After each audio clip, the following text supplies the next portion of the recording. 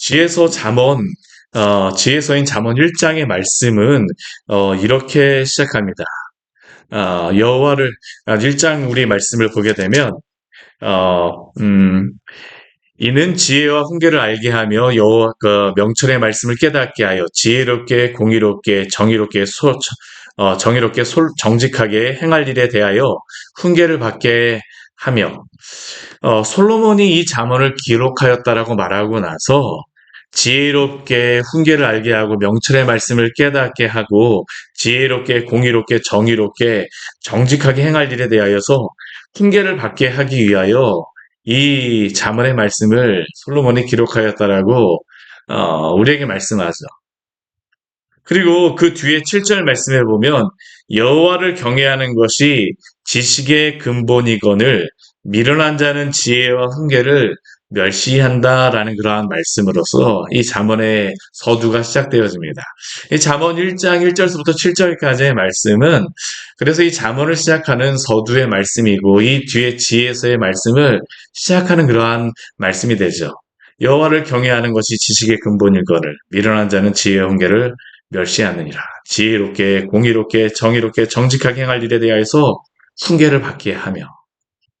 근데 솔로몬이 이 잠언의 말씀을 기록하였을 때 하나님에게서 이 영감을 받아서 이 잠언의 말씀을 기록할 때 1차적으로 이 잠언의 말씀을 듣게 하고자 하였던 그 청자가 누구일까요? 첫 번째 독자가 누가 되기를 솔로몬을 원했을까요?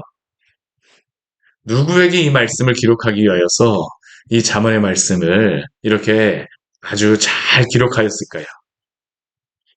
그 뒤에 8절 말씀을 보게 되면 이렇게 말합니다. 내 아들아, 내 아비의 훈계를 들으며 내 어미의 법을 떠나지 말라. 즉 솔로몬의 1차 독자는 솔로몬이 독자가 되기를 원하였던 사람은 내 아들이라는 겁니다. 내 아들, 내 아들.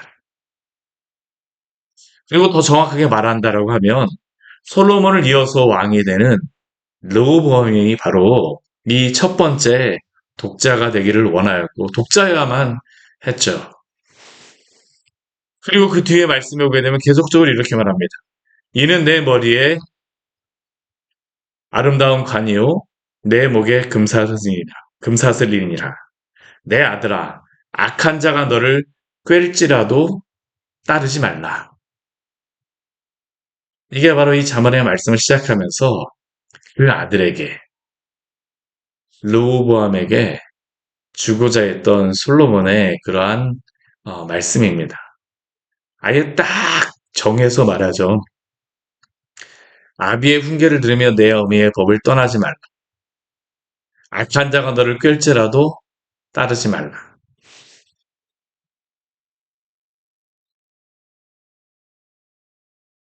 그의 아들이었던 르호보암은 이 솔로몬의 이 잠언의 말씀을 저자직강으로 직접 솔로몬에게 여러 번 들었을 겁니다. 그런데 안타깝게도 오늘 말씀을 보게 되면 솔로몬의 이 잠언을 수십 번 들었을지 모르고 수백 번 들었을지 모르지만 그의 아버지 솔로몬에게 직접 들었을지 모르지만 그는 이 잠언의 말씀같이 지혜롭지 못한 모습을 우리는 볼 수 있죠. 그리고 잠언을 시작하면서 주었던 그의 아버지의 말을 완전히 다 잊어버렸던 것을 우리는 볼 수 있습니다. 오늘 그 1절 말씀을 보게 되면 12장 1절 말씀을 보게 되면 이렇게 시작합니다. 르호보암이 세겜으로 갔으니 왜 르호보암이 세겜으로 갔습니까? 우리 그 뒤에 보게 되면 온 이스라엘이 그를 왕으로 삼고자 하여 세겜에 이르렀다라고 말씀합니다. 르호보암이 왕이 되기 위하여서 세겜에 간 겁니다. 이 세겜이라는 장소가 어떠한 장소이기에 르호보암이 세겜으로 갔습니까? 성경의 말씀을 보게 되면 이 세겜은 굉장히 그 유서 깊은 장소였죠. 종교적으로 굉장히 신앙적으로 굉장히 유서 깊은 장소입니다. 첫 번째로는 아브라함이 가나안 땅에 들어와서 처음으로 제단을 쌓았던 곳이 바로 이 세겜이었습니다. 또한 야곱도 라반의 집으로 돌아와서 가나안 땅에 들어왔을 때 처음으로 정착하였던 곳도 바로 이 세겜이었고 이곳에서 제단을 쌓았습니다. 또한 이스라엘 백성이 출애굽을 하고 나서 가나안 땅을 정복하면서 하나님께 언약 갱신을 하였던 그러한 곳도 세겜이었고, 또한 요셉의 무덤이 있는 장소도 바로 이 세겜이었습니다. 그렇게 이 세겜은 굉장히 종교적으로 유서 깊은 그러한 장소입니다. 그래서 르호보암이 세겜으로 와서 왕으로 추대받는다라는 것이 이상하지는 않습니다. 그런데 우리가 성경의 말씀을 잘 보게 되면 또 이 세겜으로 가서 르호보암이 왕이 되는 것이 이상하기도 합니다. 왜냐하면 이전에 왕이었던 다윗은 헤브론에서 기름 부음을 받고 왕이 되었습니다. 왜 헤브론에서 기름 부음을 받고 왕이 되었습니까? 다윗이 그곳에 있었기 때문입니다. 그래서 온 이스라엘이 다윗에게 와서 그 왕으로 세웠습니다. 하나님께 기름 부음을 받고 왕이 되었죠. 그뿐만 아니라 솔로몬 같은 경우에는 이 예루살렘에서 왕으로 세운 기름 부음을 받았습니다. 왜 그렇습니까? 바로 이것이 여호와의 언약궤가 있는 장소였으며 또한 수도였기 때문입니다. 왕이 있는 장소였기 때문입니다. 그런데 오늘 말씀을 보게 되면 르호보암이 세겜으로 갔어요. 왜 갔습니까? 온 이스라엘이 그를 왕으로 삼기 위하여서 세겜이 이르렀다라고 하는데 이것은 질서상으로 보게 되면 반대가 되어졌다는 것을 우리는 알 수 있습니다. 아무리 세겜이 성경적으로 유서 깊은 장소라 할지라도 르호보암이 왕으로 그 추대를 받아야 되는 장소는 예루살렘입니다. 근데 왜 이곳으로 갔으면 했을까요? 르호보암이 왕이 되기 위하여서 이 왕권이 그만큼 예전같이 다윗과 솔로몬 때 같이 이렇게 안정적이지 않다라는 것을 오늘 말씀은 우리에게 말하고 있는 겁니다. 솔로몬까지는 절대 권력을 누렸을지 모르겠지만 지금 르호보암이 왕이 될 때에는 왕권이 불안정해졌습니다. 그래서 르호보암은 온 이스라엘의 왕이 되기 위하여서 세겜으로 가야만 했습니다. 더군다나 이 세겜 같은 경우는 어떤 장소냐면 요셉이 아까도 말씀드렸지만 무덤이 있는 장소입니다. 요셉 지파의 수도와 같은 장소가 바로 이 세겜이라는 것입니다. 중심 도시가 바로 이 세겜입니다.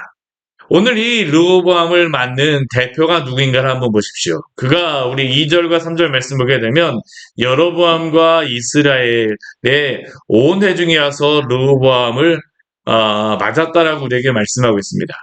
여로보암이라고 하는 그 인물은 어떠한 인물입니까? 우리가 어제도 보았지만 아이야 선지자를 통하여서 하나님께서 열 지파를 그에게 솔로몬에게서 떼어 그에게 주어 왕으로 삼겠다라고 한 사람이 바로 이 여로보암이었습니다.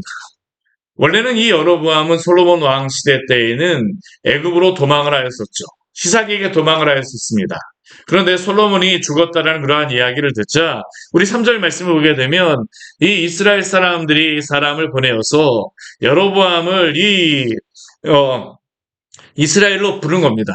그리고 여로보암을 중심으로 이스라엘 온 회중이 와서 르호보암에게 말합니다. 왜 그랬을까요? 이 여로보암이 중심의 인물이었기 때문입니다. 물론 아직까지 왕이 되고자 한 것은 아니었습니다. 그러나 지금 여로보암을 중심으로 지금 나라가 흔들흔들한다라는 것을 우리가 알 수 있죠. 이 여로보암과 온 이스라엘이 와서 그 르호보암에게 한 가지 청을 합니다. 우리 4절 말씀에 보게 되면 이렇게 그들이 청을 해요. 우리 같이 한번 읽어볼까요? 왕의 아버지가 우리의 멍에를 무겁게 하였으나 왕은 이제 왕의 아버지가 우리에게 시킨 고역과 매운 무거운 멍에를 가볍게 하소서. 그리하시면 우리가 왕을 섬기겠나이다.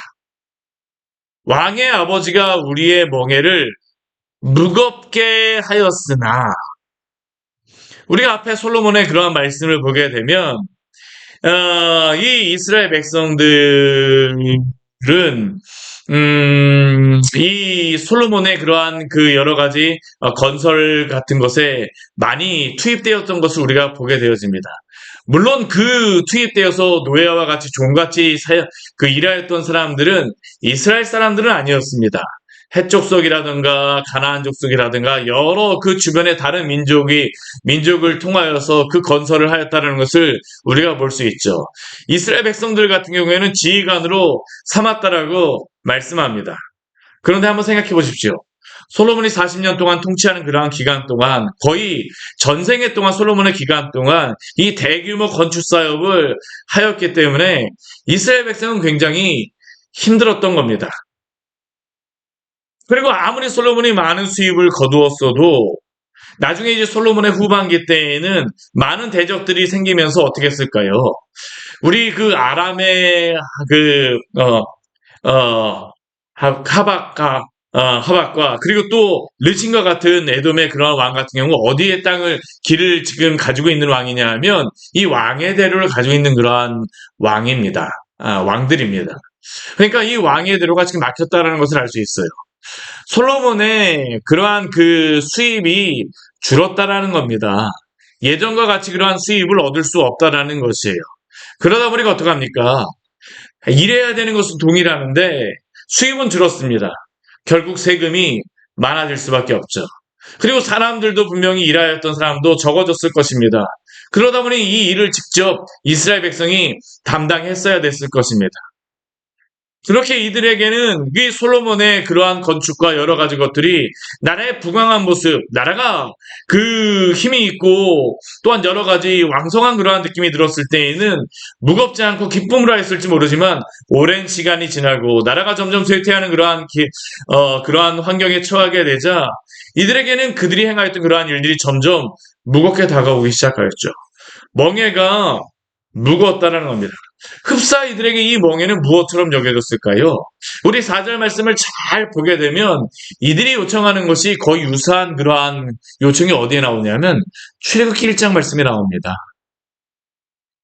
이들이 지금 그 솔로몬 밑에서 이렇게 열심히 그 건축 사업에 하다 보니까 자신들이 하나님이 해방을 주신 그러한 민족임에도 불구하고 하나님이 구원하신 민족임에도 불구하고 흡사 자기들은 애굽에 있는 이스라엘 백성과 이전에 그 자신들의 조상들과 별반 다르지 않다라는 게 바로 이들의 그러한 반응인 겁니다. 우리의 멍에를 가볍게 하여 주십시오. 우리가 이전에 바로에게 그 멍에를 메웠던 것과 별반 다르지 않습니다. 만약 당신이 우리에게 이 멍에를 가볍게 하시면 우리가 왕을 섬기겠습니다.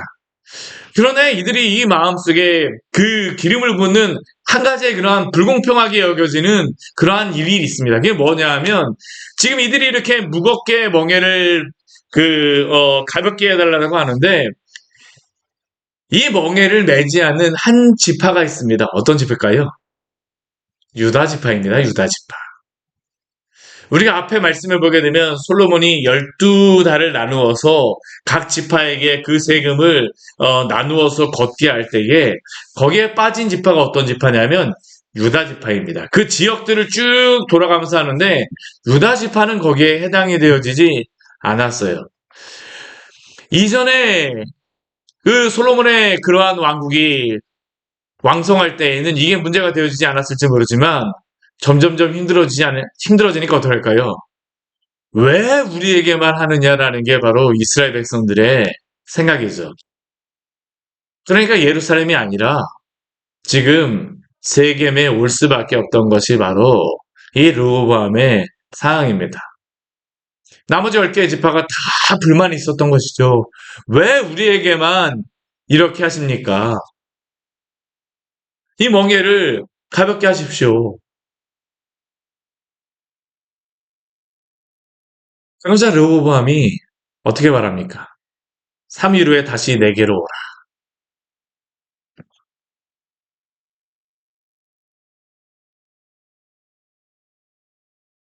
왜 3일에 오라고 합니까? 르호보암이 여러 다른 사람들과 같이 의논하기 위하였습니다. 오늘 말씀해 보게 되면 두 부류의 사람들과 르호보암이 의논하는 것을 볼 수 있습니다. 첫 번째는 솔로몬의 생전에 그와 함께하였던 신하들과 의논하죠. 나이가 많은 그러한 노인들입니다. 이들과 의논하였을 때 이들은 무엇이라고 솔로몬에게 충고를 할까요? 우리 7절 말씀 우리 같이 한번 해볼까요? 대답하여 이르되 왕이 만일 오늘 이 백성을 섬기는 자가 되어 그들을 섬기고 좋은 말로 대답하여 이르시면 그들이 영원히 왕의 종이 되리이다 하나. 오늘 이 솔로몬의 신하들은 르호보암에게 다른 것을 충고하지 않습니다. 왕이 만일 오늘 이 백성을 섬기는 자가 되어 그들을 섬기고 좋은 말로 대답하여 이르시면 그들이 왕의 종이 될 것입니다. 왜 그들이 이렇게 대답했겠습니까? 솔로몬 시대 때 이들의 어려움을 이들은 봤었기 때문입니다. 그리고 지금은 이들에게 압제하는 왕이 아니라 무겁게 하는 왕이 아니라 오늘 7절 말씀과 같이 섬기는 왕이 되어야 된다라는 게 바로 이 사람들의 충고였었죠. 솔로몬 같은 경우에는 처음에 겸손한 왕이었습니다. 우리가 솔로몬이 지혜를 받고 나서 어린 시절, 그가 처음에 청취하던 시절 겸손하였을 때, 그가 그 재판하였던 그 사람들이 누구였습니까? 두 명의 창기를 재판하는 것을 우리는 보았습니다. 가장 낮은 위치의 사람에게까지 왕이 관심을 기울이는구나. 이게 바로 솔로몬의 모습이었죠. 그런데 문제는 무엇입니까? 그가 경험과 연륜이 쌓여가면서 오히려 자신의 권위와 자신의 능력과 지혜만 앞세우게 되자 교만한 왕이 되었던 것입니다. 그래서 이스라엘 백성들은 지금 이 르호보암에게 와서 우리를 가볍게 하여 주십시오라고 이야기를 하고 이 솔로몬의 신하들도 르호보암에게 이전에 당신의 아버지와 같이 압제하는 왕이 아니라 섬기는 자, 겸손한 왕이 되라라고 충고한 것입니다. 그러나 이러한 이 솔로몬의 신하들의 충고는 르호보암에게 어떻게 들렸을까요? 자존심을 상하는 그러한 이야기였을 것입니다. 내가 세겜까지 가서 이 지금 왕이 되어야 되는데 내가 굴욕적으로 세겜까지 가야 되는데 내가 이들에게 섬기는 왕이 되라고? 사랑하는 성도 여러분, 우리는 어떠한 사람입니까? 우리에게 어떤 권위가 있고 우리가 점점 높아지게 되면 우리의 만약 그 다른 사람에게 무시를 당하는 것처럼 보이거나 아니면 우리가 다른 사람들에게 무시를 받는 것처럼 여기게 되면 혹시 우리는 르호보암과 같이 반응하거나 이러한 생각을 가지지 않습니까? 사람들이 나를 무시하는구나.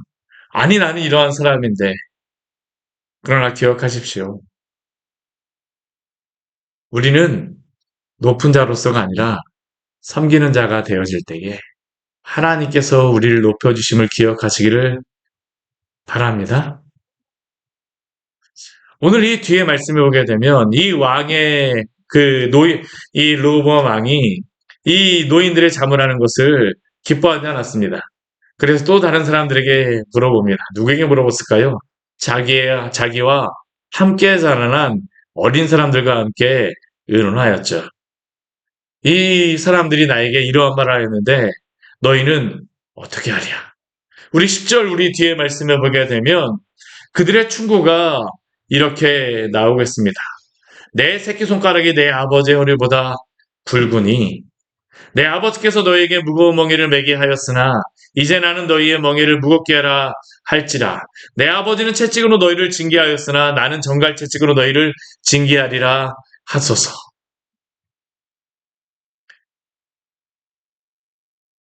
이들의 생각은 무엇일까요?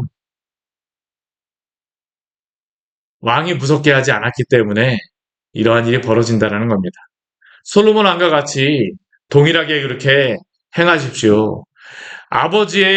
당신의 아버지의 새끼손가락이, 아버지의 그러한 손가락이, 그 멍에가, 그, 어, 내 아버지의 허리보다 더 굵다라고 말하고, 그 무거운 아버지의 멍에가, 이제는 더 무거운 멍에가 될 것이고, 아버지의 채찍이 그들에게 무거웠을지 아플지 모르지만 이제는 정갈 채찍으로 그들을 징계함으로 더 무섭게 하리라고 하십시오.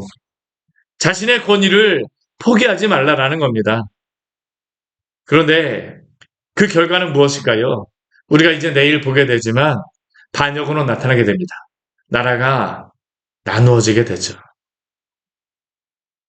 이것이 바로 솔로몬과 그의 아들 르호보암에게 일어나는 그러한 일입니다. 가장 지혜로웠다라고 하나 교만하여진 솔로몬과 자문의 말씀을 들었으나 실제로는 그 마음으로 그 말씀을 듣지 못하였던 르호보암의 결과가 바로 이 결과죠. 이것은 솔로몬이나 르호보암뿐만 아니라 우리의 모습이기도 하지 않습니까? 조금과 힘의 조금의 힘과 권력이 생기면 군림하고자 하고, 또한 그러한 힘과 권력이 무시를 당하게 되면 그 권위를 포기하고자 하지 않는 우리의 마음, 우리의 자존심. 사실 르호보암의 모습이 우리의 마음이지 않습니까? 우리가 그렇게 많이 자문의 말씀을 보아도 우리가 그 하나님의 말씀 앞에 겸손하게 되지 않는 것이 바로 우리의 모습이지 않습니까? 그러나 우리 주 예수 그리스도께서는 이 땅의 만왕의 왕으로 오셨으나 결코 군림하는 왕으로 오지 않으셨음을 기억하시기를 바랍니다. 그분은 분명히 하나님의 아들이요 만왕의 왕이셨으나 이 땅의 겸손의 왕으로 오셨음을 기억하십시오. 예수님께서 이 땅에 오셨을 때 이스라엘 백성과 같이 수고하고 무거운 짐을 지고 온 많은 사람들에게 예수님께서는 이렇게 말씀하셨습니다. 수고하고 무거운 짐진 자들아 다 내게로 오라. 내가 너희를 쉬게 하리라. 나는 마음이 온유하고 겸손하니 나의 멍에를 메고 내게 배우라. 그리하면 너희 마음이 쉼을 얻으리니. 사랑하는 성도 여러분, 예수 그리스도 안에서 이 무거운 짐을 내려놓으셨습니까? 그렇다면 우리 주변에 무거운 짐을 진 자들을 향하여서 또한 그들에게 겸손히 주의 사랑으로 대하여 주시기를 바랍니다. 예수님은 어떠한 분이십니까? 그분은 수고하고 무거운 짐진 자들을 향하여서 결코 모른다라고 말씀하지 않으셨습니다. 내가 너희를 쉬게 하리라고 약속하여 주셨습니다. 예수님은 온유하고 겸손하신 왕이셨습니다. 채찍을 맞는 자들을 대신하여서 그분은 채찍에 맞으신 분이 되어주셨고 또한 무거운 짐진 자들을 대신하여 그분께서는 십자가의 그 무거운 짐을 지시고 골고다 언덕에 올라가셔서 십자가에 달려 죽으셨습니다. 그분께서는 모든 죄인들의 무거운 그 죄의 짐을 지시고 담당하신 분임을 믿으시기를 바랍니다. 그렇게 오늘 그 무거운 짐을 지고 우리를 구원하신 주님께서 우리에게 이렇게 말씀하십니다. 내 멍에를 메고 내게 배우라. 이것은 구원받은 성도에게 이제는 겸손의 왕이신 예수님을 따라 섬기는 자가 될 것을 요구하시는 말씀입니다. 솔로몬의 신하들이 아니라 예수님이 우리에게 말씀하세요. 마태복음 20장 26절과 27절 말씀해 보게 되면 예수님의 좌편과 우편에 앉고자 하였던 그 제자들에게 또한 으뜸이 되고자 했던 제자들에게 이렇게 말씀하세요. 너희 중에서 누구든지 크고자 하는 자는 너희를 섬기는 자가 되고 너희 중에 누구든지 으뜸이 되고자 하는 자는 너희의 종이 되어야 하리라. 사랑하는 성도 여러분, 그리스도 안에서 구원을 받으셨습니까? 그렇다면 이제는 으뜸이 되고자 하는 자가 아니라 섬기는 주의 종으로 살아가시기를 바랍니다. 누가 이 백성을 섬기는 자로 살아갈 수 있습니까? 지혜로웠던 솔로몬입니까? 자문의 말씀을 직접 들었던 르호보암입니까? 아닙니다. 그리스도 안에서 주의 그 크신 사랑을 경험한 그러한 자임을 기억하시며 주님의 그 크신 사랑에 감격하여 오늘도 살아가시기를 축원합니다. 같이 기도하도록 하겠습니다. 하나님 아버지 오늘 말씀을 통해서 우리에게 귀한